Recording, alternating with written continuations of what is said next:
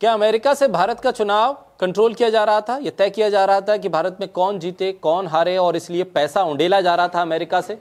America की पिछली सरकार यानी डोनाल्ड ट्रंप से पहले जो बाइडेन की सरकार भारत के लोकतंत्र को अपने कब्जे में रखना चाहती थी। ये चाहती थी कि जो बाइडेन के हिसाब से जो मुफीद हो उनके लिए, जो फायदेमंद हो उनके लिए, उसको चुना जाए।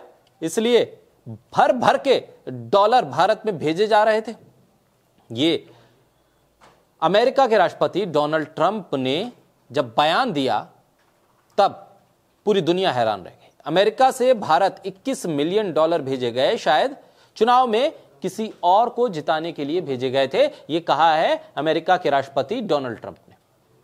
राष्ट्रपति डोनाल्ड ट्रंप ने भारत में वोटिंग टर्नआउट बढ़ाने के लिए अमेरिकी फंडिंग रोकने के फैसले पर एक बार फिर से रिएक्शन दिया है। उन्होंने कहा कि हमें भारत में वोटिंग प्रतिशत बढ़ाने के लिए 2 करोड़ डॉलर खर्च करने की जरूरत क्यों है। ट्रंप ने फ्लोरिडा के मियामी में FII प्रायोरिटी समिट को संबोधित करते हुए कहा कि हमें भारत में इतना पैसा खर्च क्यों करना, वोटिंग प्रतिशत बढ़ाने के लिए 2 करोड़ डॉलर।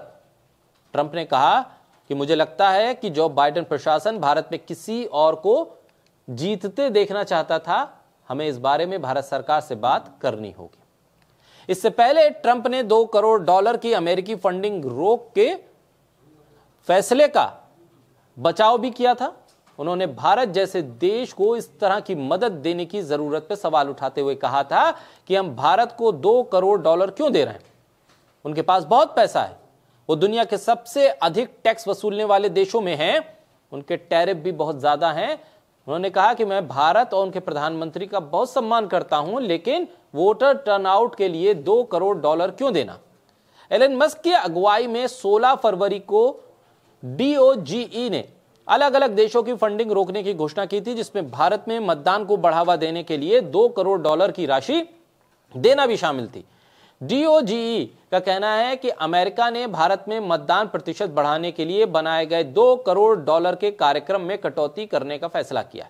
अब सवाल यह है कि जो बाइडेन के दौर में भारत में प्रधानमंत्री कौन था और इलेक्शन कमीशन किसके अधीन था, कौन थे मुख्य चुनाव आयुक्त।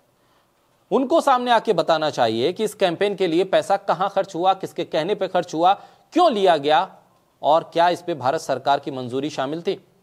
मोदी सरकार USAID की NIA जांच से क्यों पीछे हट रही है। यह तो सीधे तौर पर भारत की संप्रभुता पर हमला है, जो पैसा लेकर भारत के इलेक्शन को प्रभावित करने में लगाया गया। यह बयान जो अमेरिकी राष्ट्रपति का है, यह बहुत ही संदेह बढ़ाता है।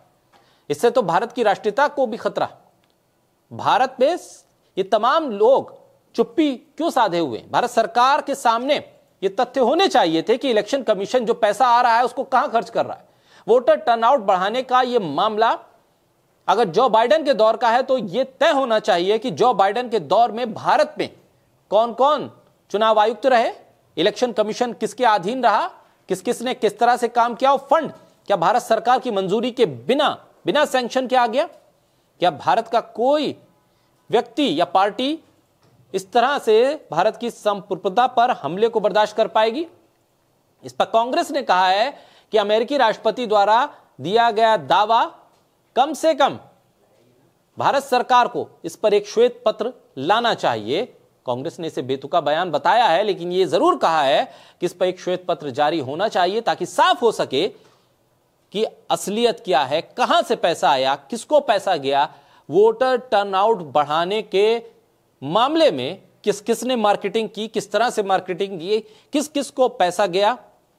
यह बहुत बड़ा सवाल है कि लोकतांत्रिक व्यवस्था में भारत के इलेक्शन अगर विदेशों से मैनेज होने लगे तो भारतीय लोकतंत्र की आस्था और चुनाव आयोग की निष्पक्षता सवालों के घेरे में आ जाएगी। ऐसे में सबसे पहले जवाब तो चुनाव आयोग की तरफ से आना चाहिए, और खासतौर पर उस चुनाव आयुक्त का बयान सबसे महत्वपूर्ण हो जाएगा जो बाइडेन के दौर में भारत के चुनाव आयोग को लीड कर रहे थे। उसके बाद भारत सरकार को भी यह स्पष्ट करना चाहिए कि जो चुनाव आयोग के पास वोटर टर्नआउट बढ़ाने के लिए पैसा गया, उसके लिए सैंक्शन किसने दिया, कहां से पैसा आया, और इसके पीछे अगर कोई काला सच है तो वो भी सामने आना चाहिए, जैसा कि कांग्रेस ने श्वेत पत्र लाने की वकालत की है।